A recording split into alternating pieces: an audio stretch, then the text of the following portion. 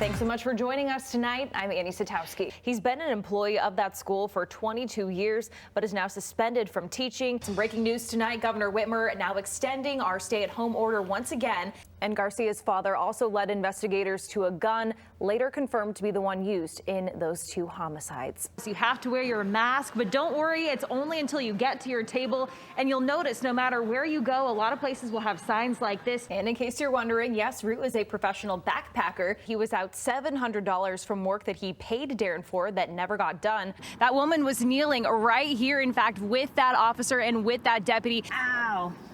Yeah.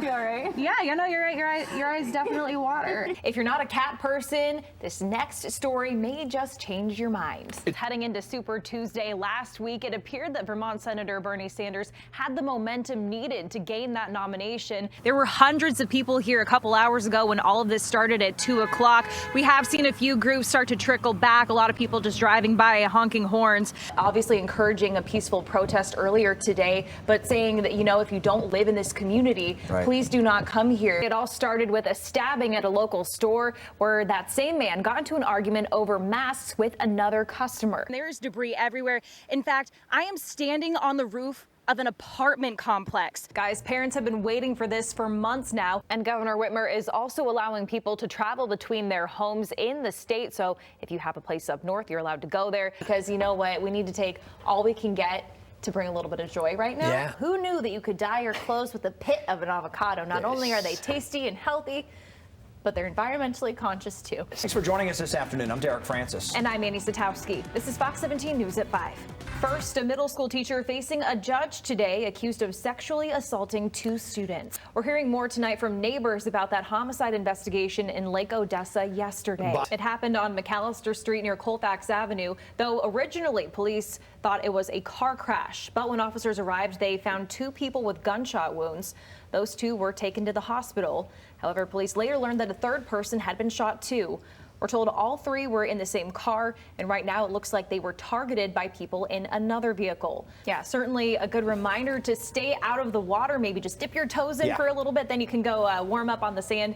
Juan Garcia has been charged with open murder in the deaths of 20-year-old Jayana Braden and 23-year-old Quavon Lee. Police say the 2 were shot and killed while sitting in a car on the city's southeast side back on June 7th. No word tonight on Garcia's next court date. And the westbound lanes of I-96 in Ottawa County are now back open after a crash there. It happened around 3:30 near 16th Avenue in Wright Township, and the highway, we're told, just reopened about an hour ago. And they're also announcing 2 deaths. If we include probable cases, nearly 6,500 people have died. That's a fatality rate of 7.3%. It's a number, though, which is continuing to drop. Over the last couple of weeks, the fatality rate has fallen by more than 1%. As of Friday, a little more than 60,000 people had recovered, and more than 150 prisoners at the Muskegon Correctional Facility have tested positive for COVID-19. According to the MDOC, those who have the virus have been moved out of the facility. We're told they've now tested every inmate, that's nearly 800 of them, and they're expecting results by the end of the week. 3 suspects accused in the riots in downtown Grand Rapids appearing in court today. And Ottawa County investigators reviewing surveillance footage after a jewelry store break-in early this morning in Hudsonville. Deputies got to the scene at Jensen Jewelers within minutes of that store alarm going off. They used canines to track that suspect, but they didn't find anyone. Still ahead here at 5, rescue crews searching for survivors after a massive explosion in Lebanon's capital. First here at 6, murder charges have been filed in the death of a 2-year-old boy nearly 3 months after he died. At least 2 people drowned in Lake Michigan in Berrien County yesterday, and they have saved lives before. And they do say that the flag system isn't effective because it's simply not universal across the state. And a beautiful Friday night, too. Meteorologist Ty Shesky's in our weather center for the first check of our forecast, which does include the chance for rain. Ty. That party was hosted at Watermark Country Club on July 19th. Paperwork given to Fox 17 by an anonymous employee shows it was held primarily indoors and slated for about 200 guests. Paperwork for another party hosted on July 12th shows 300 expected guests. The health department, meantime, says they are still investigating that event held on July 19th.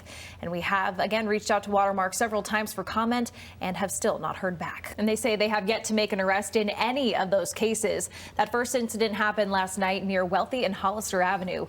Police say the victim was walking on Wealthy when a car drove by and just started shooting. That man was hit once in the torso. We're told he is in critical condition but stable. But he says that number could be even higher, highlighting 5 recent gun-related arrests where officers stopped potential crimes from happening. It happened around 8 p.m. in Jocelyn Circle off of 192nd Avenue in Mecosta Township. Deputies say the 12-year-old driver crashed and flipped the ATV while trying to make a turn. We're told she may have been driving too fast. The 3 kids were thrown from that vehicle. Thankfully, though, they were all wearing helmets. And a family's dog reportedly stolen right from their yard for not once, but the second time this year. They are really a part of your family. Yeah. So if you know where he is or you have him, just drop him off. Yeah, for that family. Well, health officials are optimistic with the possible coronavirus vaccine now on the horizon. Yeah, still ahead tonight, Dr. Fauci's testimony before Congress on his honest opinion about the current state of the nation. Move that knee! Move that knee! 'Cause I can't breathe! 'Cause I can't breathe! Hundreds of protesters converging on the Muskegon County Courthouse Sunday. This is beautiful. Taking to the street. Justice! No peace! No justice! No peace! This is nothing recent. This is nothing new. And people are finally getting fed up with it. Fed up with police brutality and outraged over the death of George Floyd in Minneapolis this week. Black Lives Matter! Black Lives Matter! There's too many people that have not been spoken for, and we have to speak for them. This demonstration remaining peaceful. People were hugging and just embracing each other. I'm glad to see that there are other races out here. Protesters saying they were glad to see their local law enforcement out supporting them. I think they're amazing. I think they're supportive, and they have been nothing but wonderful since we've gotten here. And that's exactly what Muskegon County Sheriff Michael Pullen says they're there to do. The things that people are standing up, that they're here today, you know, for what happened in Minnesota, I mean, they're spot on, okay? Because we need to support that. We understand that that was bad. We understand that that's not right, and that we're not going to stand for it either. Sheriff Pullen says he expects things to remain peaceful into the night. We need a positive message, right, to get across. And any additional violence and malicious destruction of property, that doesn't help anybody. It's not going to help our community. And so do these protesters after demonstrations in Grand Rapids erupted into hours of violence Saturday into Sunday. I hate that it happened. I really do.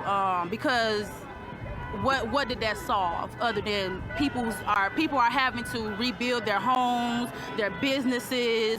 They say that will only take away from their message.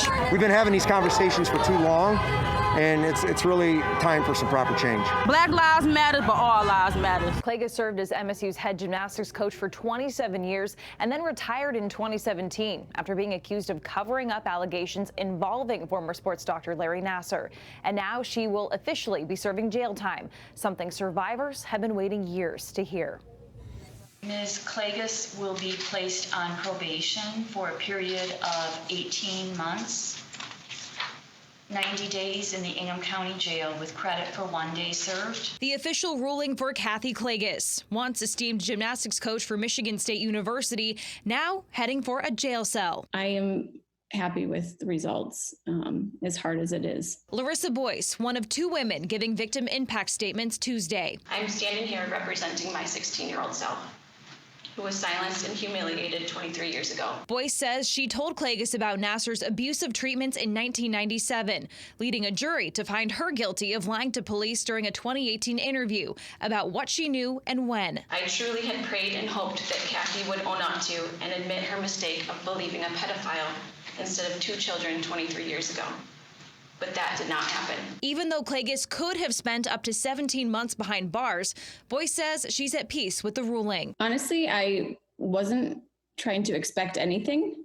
I was going into it thinking and preparing myself for whatever happened, knowing that I did what I was supposed to do by testifying and telling the truth of what happened. Klages giving a tearful statement of her own. If it did occur, and I responded the way they said I did, I'm truly horrified, and I'm so sorry. Something Boyce says was painful to see. That was difficult. It was hard to see her crying, and I hope that she was truly sincere about what she was saying. I can't judge that, but I truly hope that she was sincere about what she was saying. She says both Nassar and Klages are part of a much bigger problem. Institutions like USA Gymnastics and MSU ignoring sexual assault. When people own up to it, face it head on, acknowledge it, then they can be a bigger difference in the world rather than trying to cover up. For her, this is the final step in putting the years-long cycle of trials, meetings, and courtrooms in the rearview mirror. Focus on each other, focus on our family, focus on healing and moving forward. And Klages' attorneys going to great lengths today to keep her out of jail, very concerned about COVID-19. However, the judge said that she was satisfied with the conditions and the cleaning procedures at the Ingham County Jail. Klages is one of 3 MSU employees other than Nassar to be charged in connection to him and the second to be convicted. As for Nassar himself, he is spending the rest of his life behind bars after being linked to hundreds of sexual assaults. Yeah, guys, we brought you that story earlier this week after the Kent County Health Department said that they were first looking into cases possibly linked to that party. After our story, though, we got even more messages about that event, including one from an employee who does wish to remain anonymous. They are calling things at Watermark irresponsible to the point of negligence. Basically, we're making the choice of money over safety. That's the feeling around Watermark Country Club, according to an employee who spoke to Fox 17 Thursday. That worker asked for their face and voice to be disguised for fear of losing their job. It feels unsafe. The Kent County Health Department has confirmed 21 positive cases of COVID-19, mostly teenagers, some adults, associated with a cluster linked to a graduation party held at Watermark on July 19th. The party was very large.